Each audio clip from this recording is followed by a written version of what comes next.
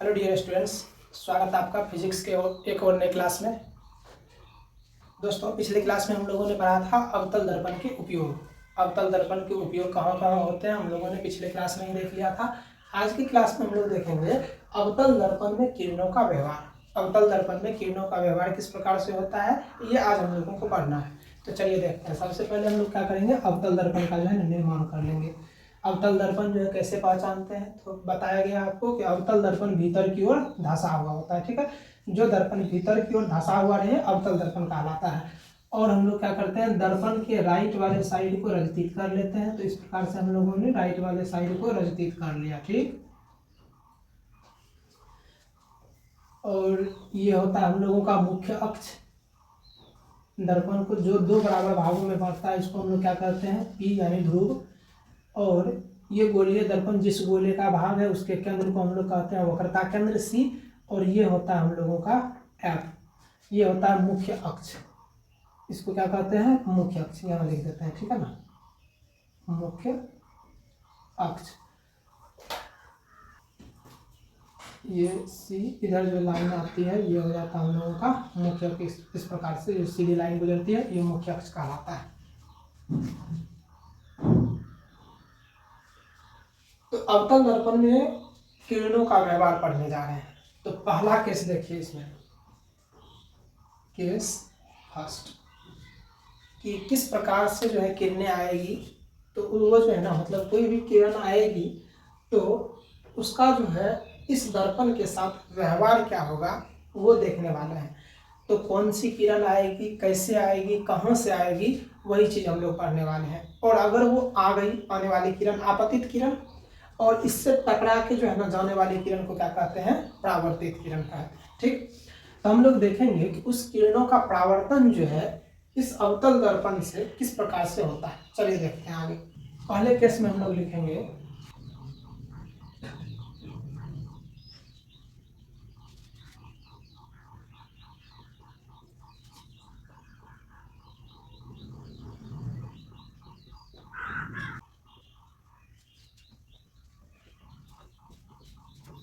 पहला केस क्या है हम लोगों का, मुख्य अक्ष के समांतर, मुख्य अक्ष के समांतर आपतित किरण दर्पण से परावर्तन के पश्चात फोकस से होकर गुजरती है या फोकस से होकर जाती है।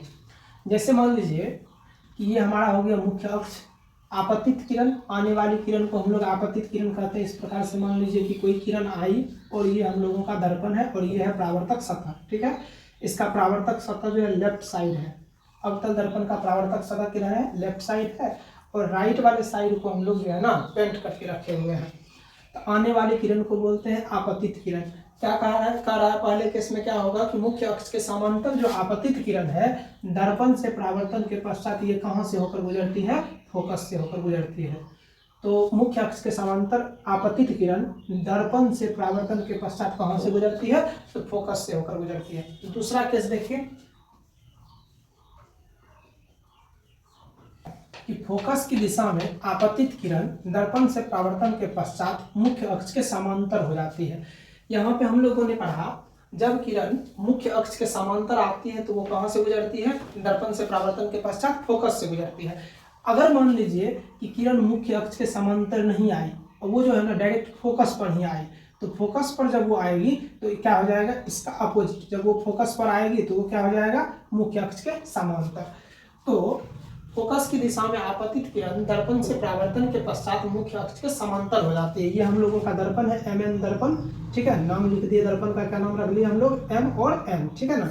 अब मान लीजिए कि कोई जो है ना किरण है वो फोकस की दिशा में जो है ना आ रही है। ठीक, फोकस की दिशा में आपतित किरण दर्पण से परावर्तन के पश्चात मुख्य अक्ष के समांतर हो जाती है। अगर वो फोकस पर कोई किरण आ रही है तो ये दर्पण से जैसे टकराएगी तो इसका जो परावर्तन होगा ये मुख्य अक्ष के समांतर इस प्रकार से इसका परावर्तन होगा। वही चीज केस 2 में लिखा हुआ है, फोकस की दिशा में आपतित किरण दर्पण से परावर्तन के पश्चात मुख्य अक्ष के समांतर हो जाती है। बढ़ते हम लोग केस 3 की तरफ। देखिए तीसरा केस है कि वक्रता केंद्र की दिशा में आपतित किरण दर्पण से परावर्तन के पश्चात वापस उसी पथ से गुजर जाती है। पहले केस में आपने पढ़ा कि मुख्य अक्ष के समांतर आपतित किरण का परावर्तन कहाँ से होता है, फोकस से। और अगर किरण मुख्य अक्ष के समांतर नहीं आकर अगर फोकस से ही आती है तो उसका जो है ना परावर्तन के पश्चात वो मुख्य अक्ष के समांतर हो जाती है। ठीक है, अब क्या है कि अगर कोई किरण किरण हम बोल रहे हैं तो आने वाली किरण, आपतित किरण, अगर कोई किरण मान लीजिए कि डायरेक्ट जो है ना वक्रता केंद्र ये है ना सी, अगर कोई किरण डायरेक्ट सी से ही क्या होती है कि इस जो है ना परावर्तक पृष्ठ, दर्पण का जो परावर्तक पृष्ठ है इस पर पड़ती है, तो इसका जो है अपवर्तन कैसे होगा। तो वक्रता केंद्र की दिशा में आपतित किरण दर्पण से परावर्तन के पश्चात उसी पथ से जो है ना वापस गुजर जाती है। जैसे मान लीजिए कि कोई आपतित किरण है इस प्रकार से जो है ना, ये आपतित किरण इस प्रकार से जो है ये आई, और ये जो आने वाली किरण है आपतित किरण इस प्रकार से ये सेंटर से होकर आई, और ये क्या कहाँ पर पड़ी है, दर्पण पर जो है ना ये पड़ी है। तो इसका जो ये होगा मतलब परावर्तन होगा, ये वापस क्या होगा कि इसी पथ से जो है वापस लौट जाएगी। परावर्तन भी इसका कहाँ से हो जाएगा, सेंटर से ही होकर होगा। तो वक्रता केंद्र की दिशा में आपतित किरण दर्पण से परावर्तन के पश्चात वापस उसी पथ में लौट जाती है। ठीक है ना। चलिए अब हम लोग केस फोर्थ और लास्ट केस की तरफ बढ़ते हैं। इसका 4 केस है, तो चौथा केस देखिए। चलिए केस फोर्थ है हमारे पास कि ध्रुव की दिशा में आपतित किरण दर्पण से परावर्तन के पश्चात एंगल आर बनाती हुई गुजरती है। अब ये जो है ना थोड़ा सा प्रॉब्लम करेगा। तो देखिए यहाँ पे ध्रुव की दिशा में आपतित किरण, तो ध्रुव ये है ना, ध्रुव की दिशा में जो आपतित किरण होगी इस प्रकार से आएगी। ठीक है ना, आने वाली किरण आपतित किरण, ध्रुव की दिशा में आपतित किरण, जब ये आपतित किरण आएगी तो इसके साथ मुख्य अक्ष जो है और ये जो आपतित किरण इसके साथ एक एंगल बनाएगी जिसको हम लोग कहते हैं एंगल आई। ठीक है, एंगल आई क्या कहते हैं, एंगल आई का क्या नाम है, आप कमेंट में जल्दी से बताइए, पहले ही बताया गया है।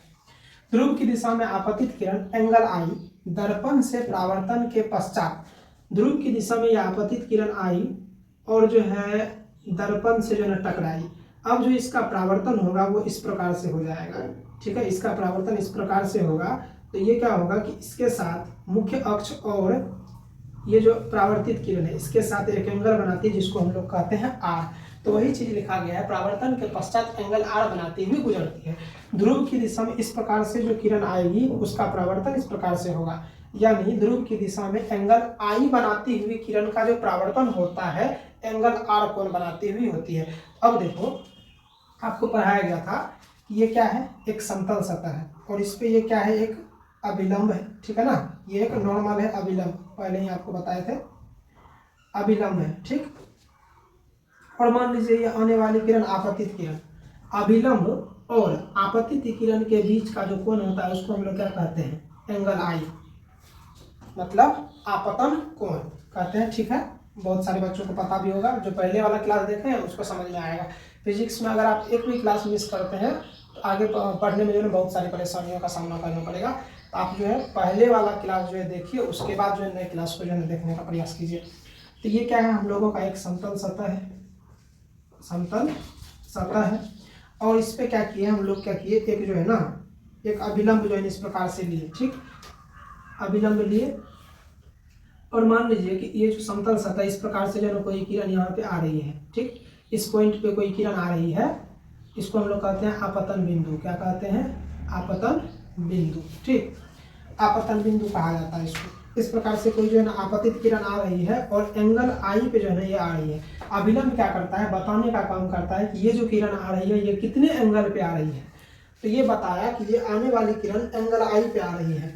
तो अब क्या है कि समतल सतह को ये बताएगा कि एंगल आई पे आई, तो आने वाली किरण जितने एंगल पे आई उतनी एंगल पे इसको क्या करो, वापस भेज दो।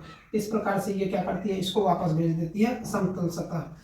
तो अब क्या है कि ये एंगल आई पे आई तो एंगल आर पे ये चली जाती है। अभिलंब और ये क्या है, परावर्तित किरण ना, ये क्या है, परावर्तित किरण। अभिलंब और परावर्तित किरण के बीच जो कोण होता है इसको हम कहते हैं परावर्तन कोण, और ये आपतित किरण और अभिलंब के बीच जो कोण होता है इसको कहते हैं आपतन कोण। तो आपतन कोण एंगल आई बराबर होता है परावर्तित, ये सॉरी, आपतन कोण एंगल आई जो है बराबर होता है परावर्तन कोण एंगल आर के, यानी angle I is equal to angle R. जितने एंगल पे ये किरण आती है उतने एंगल पे इसका परावर्तन हो जाता है, जितने एंगल पे आपतित किरण आती है उतनी ही एंगल पे इसका परावर्तन भी जो है हो जाता है। ठीक, वही चीज है यहाँ पे। तो आप ये देखोगे, ये जो विदित है इसका ये केंद्र है, यहाँ से यहाँ तक की दूरी ये जो है ना इस प्रकार से अगर देखें तो इसके लिए ये क्या है, अभिलंब है, इसके लिए ये क्या है, इस सतह के लिए ये क्या है, अभिलंब है, तो ये किसका काम कर रही है, अभिलंब का काम कर रही है इस सतह पे, ठीक है ना। तो इस सतह पे अभिलंब का काम कर रही है, तो ये आपतित किरण इस प्रकार से आई तो अभिलंब और इसके बीच जो एंगल होता है उसको क्या कहते हैं, एंगल आई, और इसका परावर्तन इस प्रकार से हो जाएगा तो एंगल आर बनाती हुई ये निकल जाएगी। तो चलिए यहाँ तक उम्मीद करते हैं आपको बहुत अच्छे से समझ में आया होगा। अगर कहीं परेशानी है तो आप कमेंट कीजिए और जो है उसका रिप्लाई देने का कोशिश करेंगे। और देखिए नेक्स्ट क्लास में हम लोग पढ़ेंगे उत्तल दर्पण के बारे में। नेक्स्ट क्लास में हम लोग क्या पढ़ने वाले हैं, उत्तल दर्पण। उत्तल दर्पण के बारे में हम लोग अगले क्लास में पढ़ेंगे। तो यहाँ तक पूरे तरीके से आप कंप्लीट कर लीजिए, और यहाँ तक जब पूरी तरीके से कंप्लीट हो जाए तब आप ज्वाइन कीजिए उत्तल दर्पण वाली क्लास। हम लोग मिलेंगे नेक्स्ट क्लास में, तब तक आप जो है चैनल को सब्सक्राइब कीजिए और अपने दोस्तों को शेयर जरूर कीजिए।